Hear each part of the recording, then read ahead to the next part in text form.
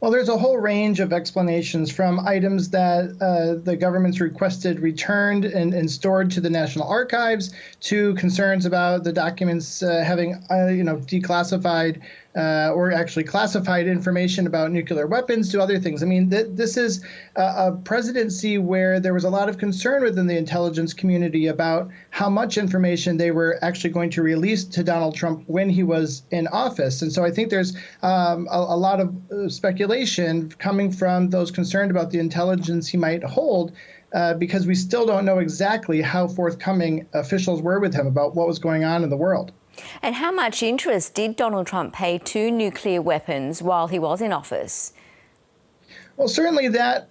So this comes to one of the concerns that I think a lot of critics have had of Donald Trump, that he might have been a little too trigger happy, if you would, that there were concerns about how far he was willing to go in terms of at least threatening these types of uses of weapons.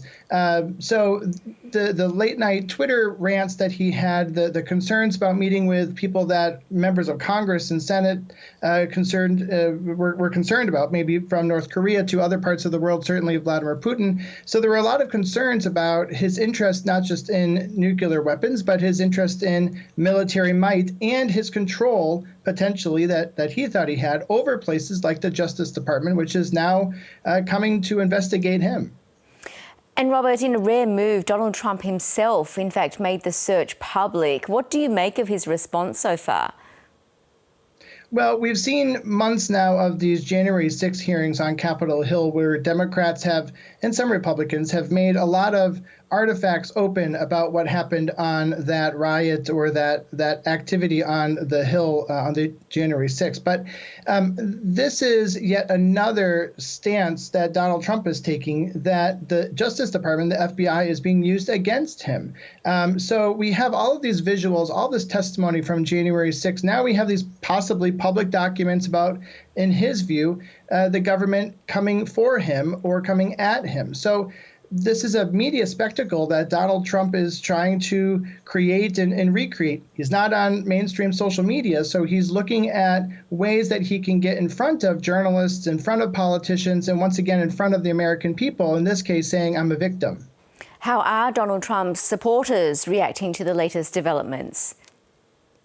Well, the Republican Party seems a little bit fractured still on their take on Donald Trump, but certainly Joe Biden's lack of popularity, the issues of the economy, and still COVID that is going on in the country is making Donald Trump appear to be really popular. We've also seen movements by the Supreme Court related to reproductive rights and other issues related to women's rights from the Supreme Court. So we're seeing that Donald Trump had put those people on that court, and that was a big win for him. The Republicans that are supportive of Donald Trump are looking for more and more reasons to get behind him. And if they can come and say, well, Democrats aren't playing fair, they're using the Justice Department in a political way, they've had these hearings on Capitol Hill to smudge his image and to end the type of reign that we wanted to have continue, this is going to really help him in that fight. Meanwhile, how strong a case do you think the Department of Justice has, and what might happen next? Well, I think that's what we really don't know. I mean, the Justice Department's been very quiet about exactly how much effort they're going to be putting into taking Donald Trump to some sort of justice in the minds of Democrats anyway for his role in January 6th. We don't know, for instance, the degree that this raid had, but the degree to which it was influenced by the January 6th investigation. So there's a lot of confusion because the Justice Department is keeping a tight lip, as they would if they have ongoing criminal investigations. What are we looking at next? There could be potentially more raids. Depends on what information came from this, and it depends on the political outcome, particularly when it gets to the midterm elections in November. How are people who are going to the polls then? How are people who are going to be put into office after that? And how's Donald Trump if he actually comes forth during those midterm elections or right before them and says, yes, I am a candidate for 2024? A lot of how the Justice Department operates, how this case goes forward, is going to depend on the politics. On that note, what do you think all this is doing for the Democrats' hopes for the midterm elections? The difficulty here is that a lot of the stuff can backfire. I mean, politics moves at rapid paces in almost all societies, and Capitol Hill is certainly not any different than that. Sometimes it might be even more rapid fire, if you will, in terms of how Republicans and Democrats can spin so expertly these types of issues.